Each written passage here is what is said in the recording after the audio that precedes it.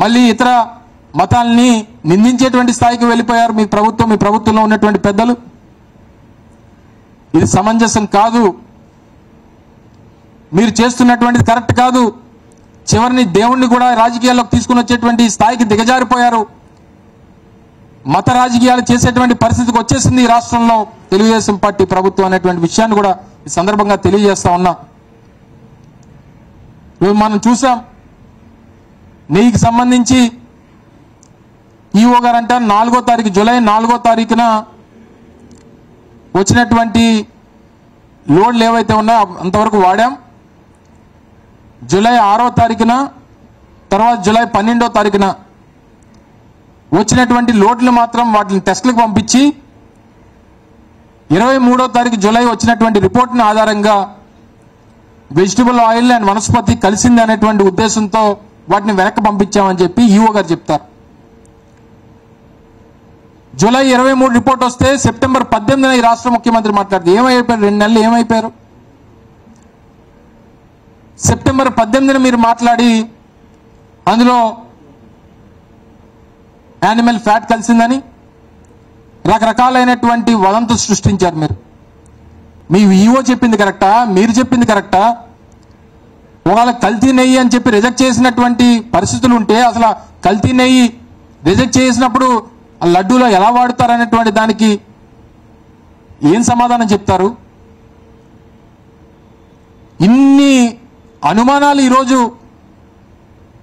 మహాప్రసాదమైనటువంటి తిరుపతి లడ్డూ చుట్టూ తిరుగుతూ ఉందనంటే ఎంత పాపానికి మీరు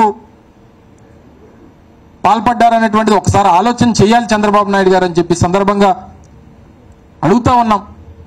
అందుకే ఈరోజు వైఎస్ఆర్ కాంగ్రెస్ పార్టీ కానీ రాష్ట్ర ప్రజలు కానీ ఒకటే డిమాండ్ చేస్తూ ఉన్నారు. ఎందుకు మీరు సిబిఐ ఎంక్వైరీకి మీరు ముందుకు రావట్లేదు? ఎందుకు సిబిఐ ఎంక్వైరీ కోరట్లేదు? ఏదో ఒక సుప్రీంకోర్టు జడ్జితోనో హైకోర్టు జడ్జితోనో మీరు ఎంక్వైరీ చేయడానికి ఎందుకు ముందడుగు వేయట్లేదు? ఎందుకంటే ఇందులో మీరు చేసినటువంటి రాజకీయ ప్రకటనల ద్వారా మీరు తప్పు చేశారనేటువంటి విషయం మీకు తెలుసు. అయినప్పటికీ ఇన్ని అనుమానాలు సృష్టించిన తర్వాత వాస్తవాలు ఏంటో అనేటువంటి తెలియాల్సినటువంటి అవసరం ప్రజలకి, మరి ముఖ్యంగా ప్రపంచవ్యాప్తంగా ఉన్నటువంటి హిందువుల ముందు ఉంది అనేటువంటి విషయాన్ని కూడా ఈ సందర్భంగా తెలియజేస్తా ఉన్నా. ఇటువంటి పరిస్థితుల్లో తప్పకుండా అందుకే వైఎస్ఆర్ కాంగ్రెస్ పార్టీ కూడా సుప్రీంకోర్టులో ఈ సంబంధించినటువంటి సబ్జెక్ట్ మీద మూవ్ చేసింది. రేపు సోమవారం అది హీరింగ్ వచ్చింది. మేము సుప్రీంకోర్టులో సంబంధించినటువంటి వ్యవహారం మీద సరైనటువంటి విచారణ జరుగుతుంది అని చెప్పి వారు ఆదేశిస్తారని చెప్పి ఆశిస్తా ఉన్నాం. మీకు నిజంగా చిత్తశుద్ధి ఉంటే ప్రభుత్వం కూడా దానికి డిమాండ్ చేయాలని చెప్పి కోరుతా ఉన్నాం. కేంద్ర ప్రభుత్వానికి లేఖ రాయండి సిబిఐ ఎంక్వైరీ కోసం.